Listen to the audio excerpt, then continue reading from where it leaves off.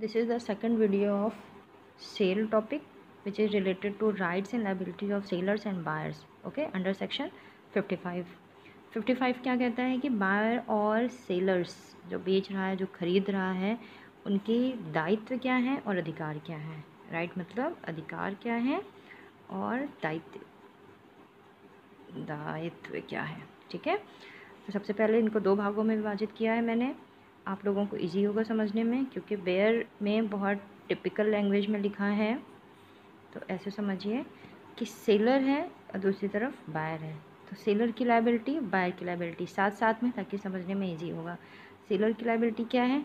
To disclose material defect. कोई material आप ले रहे हो या कोई ज़मीन खरीद रहे हो, कोई प्रॉपर्टी है, उसमें अगर कोई डिफेक्ट है, कमी है, तो आप उसको बताओ. कमी को बताना. ठीक है, उसको बताना. ये किसकी लायबिलिटी हो गई है? ये सेलर की, जो बेच रहा है.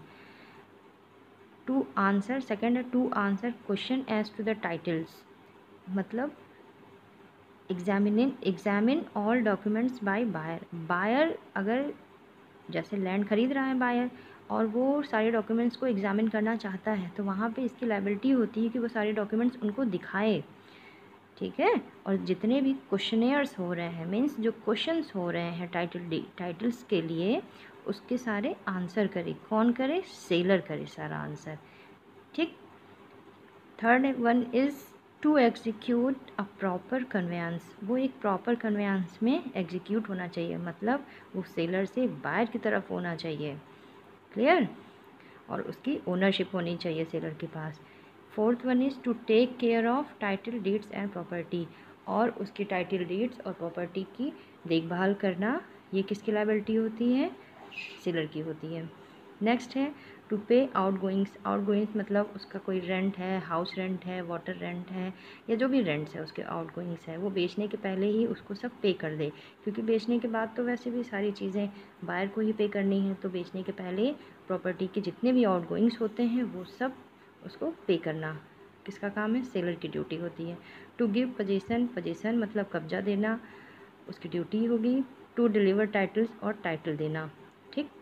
अब नेक्स्ट इधर आइए, इधर आते हैं, हम देखते हैं कि बायर की लायबिलिटी क्या होगी.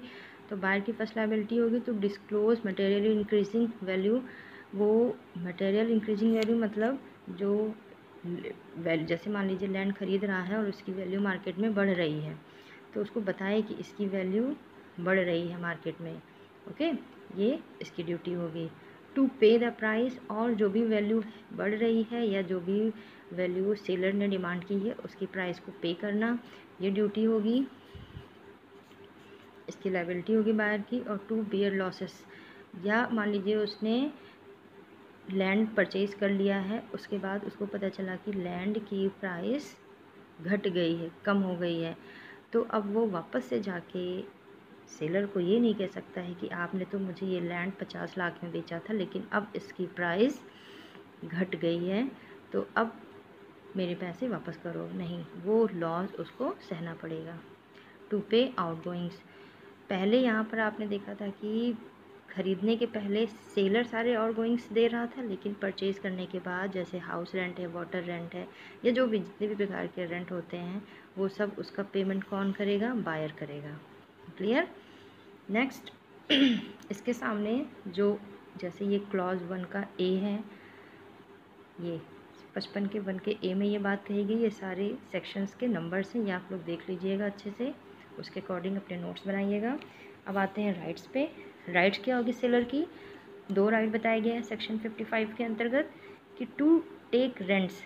अगर रेंट पे दिया है तो उसका किराया लेना, और अगर वो सेल कर रहा है तो उसका जो प्राइस मनी होगा, फिक्स प्राइस होगा, वो लेना. Charges for price unpaid. और अगर उसने मान लीजिए ए ने बी को लैंड सेल कर दिया है, और उस लैंड पे कुछ चार्जेस एक्स्ट्रा लग रहे हैं, एक्स्ट्रा चार्जेस लग रहे हैं, तो उस एक्स्ट्रा चार्ज को जो नहीं दिया गया है, मान लीजिए ए बी से बी ने लैंड ले लिया है, ए ने इसको सेल किया, इसने ले लिया, इसने कहा कि ऐसा है, आप मेन प्राइस ले लो और जो एक्स्ट्रा चार्जेस है वो मैं आपको बाद में पे करता हूँ.